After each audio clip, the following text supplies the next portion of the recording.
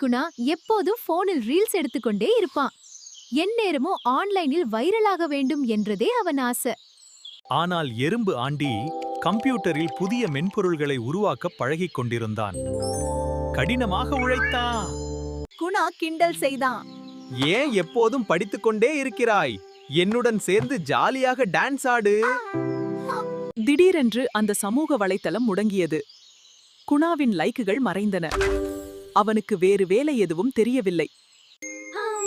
வேலை தேடிச் சென்ற குணாவிற்கு ஏமாற்றமே மிஞ்சியது. திறமை இல்லாததால் அவனுக்கு யாரும் வேலை தரவில்லை.